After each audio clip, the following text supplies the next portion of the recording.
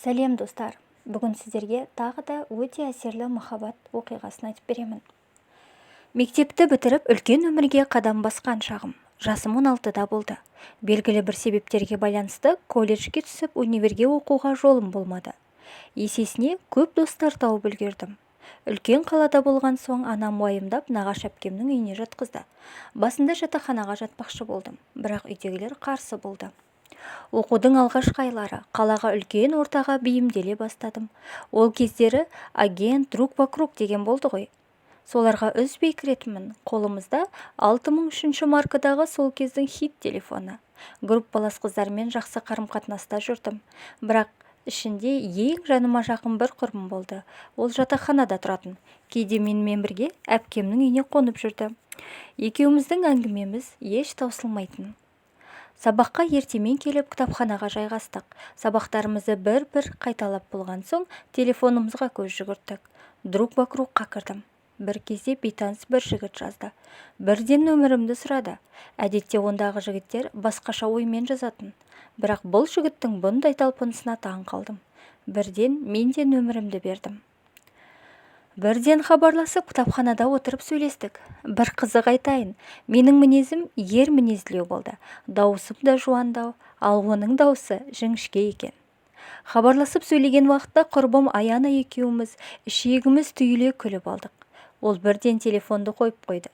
Аяна әбден мазақ қылып, оған қосыла мен де күліп.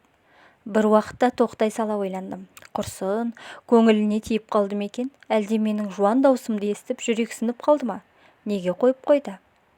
Сол күйі сабаққа кіріп кеттік. Оның друг вокругтен профилін ашып көрсем, жасы менен 8 жасқа үлкен екен. Үйленбеген, ою өрнегі бар ағаштан жасалған бұйымдарды салып қойғанына қарағанда сондаймен айналысады. Сол күні ол маған әлі хабарласпады. 2-3 күн өткен соң ол туралы іздестірдім. Қаланың шет жағында бір музейде қазан айының 24 күні қолөнер бұйымдарын көрсетеді екен. Ойланбастан сонда барайын деп шештім. Жаныма ең жақын 2 құрбымды ертіп алдым. Аяна мен Назым. Үшеуміз музейге кіріп аралап жүрміз. Ерекше бұйымдар екен. Барлығы көздің жауын алады. Көруге тұрарлықтай. Өте әдемі бұйымдар. Қарасаң көзің тоймайды. Безендірулер, оюлар барлығы ерекше. Әр салынған өрнектерге қарап, не деген биіктік, шексіздік, не деген құлшыныс деп таңырқай қарайсың. Менің де мұның біріне де шыдамым жетпес еді. Бір жерге жолығуға шықсақ, Аяна 5 минутқа кешіккеннің өзінде жанымды қоярға жер таппай шыдамсызданып кетемін. Ал мұнда қаншама еңбек, көз майын тамызып жасалынған дүниелер. Аралап жүріп өзіміздің не үшін келгенімізді ұмытып кете жаздадық. Әлгі жігіттің друг вокругтегі суретіне қарап оны іздей бастадым. Қарайған адамның ішінен оны табу қиынға соқты. Сонда да өтірік бұйым көріп жүргенмін, жан-жаққа шолу жасап, көзбенен іздестірдім. Бір кезде тапқандай болдым. Қобалжып кеттім. Телефондағы суретке қарадым және көз алдымда тұрған бейнеге қарадым.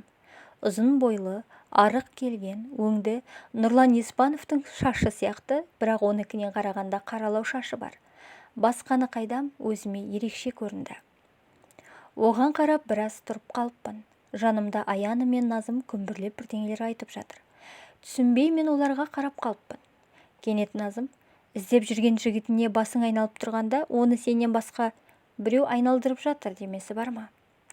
Басында сендерге оны көрдіңдер ғой, ұзын бойлы жігіт екен, сымбатты ғой, дей беріппін. Олардың сөзін елемегендей болып. Сонан оған қайта қарағаным сол еді, жанында арасында бір қыз тұр. Екеуі кәдімгідей шүйіркелесіп, күліп, әңгіме айтып. Мен оларға тесіле қарап қалыппын. Кәдімгідей ашудан жарылайын деп тұрмын. Бірақ неге?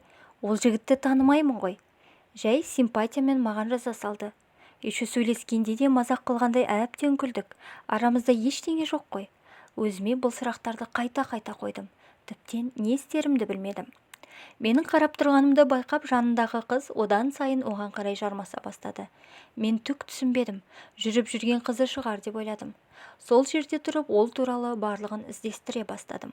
Қызымен түскен фотосы бар болар деп ВК, Инстаграм, Фейсбук бәрін қарадым. Бірақ анасы мен әкесі басқа ешкімді көрмедім. Ол қызды көріп қызғаныштан өртеніп кетейін деп едім. Аяла мен Назым сәл күтейік, бір нәрсе болайын деп жатыр деді. Ортаға бір ер кісі шықты. Түрі таныс. Ұлым екеуміз жасаған қол өнерлеріміз деп түрлі бұйымдарды көрсетіп жатыр. Сөйтсем ол әлгі жігіттің әкесі екен. Өзі әкесіне ұқсаған. Әкесі екеуі айнымайды. Бойлары ұзын, сымбатты. Оларға қарап есім кетіп отырғанда әлгі қыз шошаңдап, бір оның қасына барып қайта-қайта ашуымды туғызды.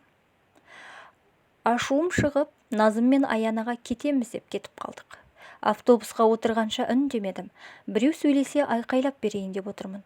Ойлап отырғаным сол еді, кондуктор келіп, за проезд береміз деп қайта-қайта айқайлап есімді шығарды. Өзім ашуым шығайын деп, ішім қыз-қыз қайнап отырғанда, сонша неге айқайлайсың? Тегін мініп кетеді дейсің бе? Береміз 50 тиыныңды деп ашуымды шығарып, бір жеңілдеп қалдым. Тағы басқа не айтқанымды да білмеймін. Бәрі жан жағымда маған бадырайып қарап қалған.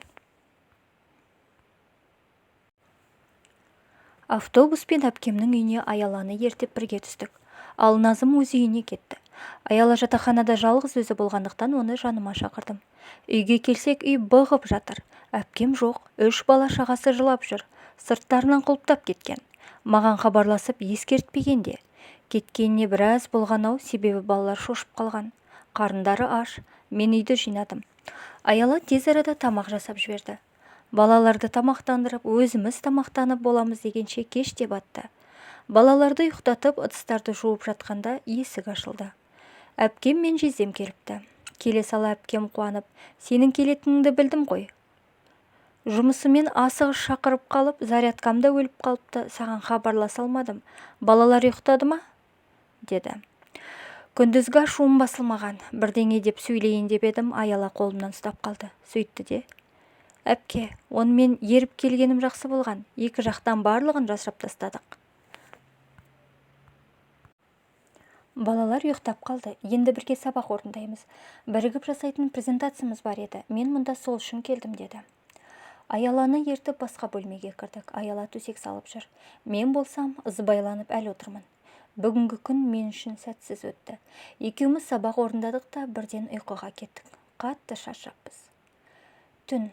Кенеттен соғылған қоңырау оятты. Сағатқа қарасам түнгі 3:45 кеткен. Сәлем деді таныс дауыс. Оның кім екенін іштей сезіп тұрмын. Күні бойға шуымды тарқатқандай болды. Оның дауысы құлағыма жағып барады. Екеуміз біраз әңгімелестік. Ол мені музейде күндіз байқаған екен. Бірақ мен оны көрді деп те ойламадым. Бар ойым әлгі қызда болды. Оны өзінен сұрауға бата алмадым. Екеуміздің қанша уақыт сөйлескенімізді білмеймін. Әйтеуір таң ата ояныппын. Сөйтсем телефонды құлағыма тақаған күйі ұйықтап қалыппын. Сағат 8:05 кеткен. Аяла ана жақта таңғы ас дайындап жүр. Әпкем мен жездем жұмысқа кетіп қалыпты. Аяла келіп, тез-тез тамақтанып алайық, балалар тамағын ішті. Үлкен мектепке екеуін садикке апаруымыз керек, сабаққа кешігеміз, бұл тұр деді. Мен болсам маужырап, орнымнан сүйретіліп, әрең тұрдым. Аялаға таң қаламын. Біреудің тірлігі ғой, неге сонша бәйек болады екен? Әпкем мен жездем де қуады. Біз нянямыз ба? Еще ол кісілерге мен ай сайын пәтер ақысын төлеймін. Келерде солай келіскенбіз. Бүгін қайта бірінші бар болмайды. 9:45 кеткенде оқуда болуымыз керек. Екінші сабақта барамыз. Кейінге шегерген бе білмеймін әйтеуір. Балаларды сабағына, садигіне апарып оқуға да үлгеріп бардық. Барып алып, барлығы сабақ оқып отырғанда мен ұйықтап кетіппін. Мұғалімнің айқайлаған дауысынан шошып ояндым. Сабаққа келдің бе, демалуға келдің бе деп ұрса кетті. Кешірім сұрап келген лекцияны қайталап сабаққа бет бұрдым. Бет дұрыс оңай емес қой, ойымның бәрі басқа жақта, аңдығаным телефон. Бір уақытта WhatsApp-тан SMS келді. Қалайсың? Кешке қолың бос па? 5:00-де алып кетейін, бірге тамақтанайық. Бірден я дегім келді. Бірақ әпкеме не деймін? Үйге кеш барсам дереу анама жеткізеді. Не істесем болады деп ойланып отырдым. Аяла құрбым, өз өмірің не істесең де байға тимей жатып біреудің жағдайын жасау дұрыс емес. Жолық, жақынырақ танысыңдар. Мүмкін бағың шығар. Мен бүгін жатақханада боламын. Хабарласып тұр, уайымдатпай деді. Содан тәуекел деп оқудан шыққан соң үйге бардым. Үйге келсем тура кешегідей, бәрі жайрап жатыр. Балалар ойнап жүр. Бәрін реттеп әпкемдердің келгенін күттім. Кешегіден кештеу келді. Сағат кешкі 6, мені 5-ке шақырған. Қайта-қайта WhatsApp-тан жазып жатыр. Қазір әпкеме айтамын, былай айтамын деп отырып, менің аузыма құм құйылды. Телефонға қарасам, Аяла жазыпты. Қалып кетпей бар, өзіңнің өзенің өртеніп жүрмесін. Кешегі күйімді көрсең, қалып кетті деп ойлап отыр ғой деймін. Өз-өзімді қолға алып, әпкеме мен қыдырып қайтамын деп үйден шығып кеттім.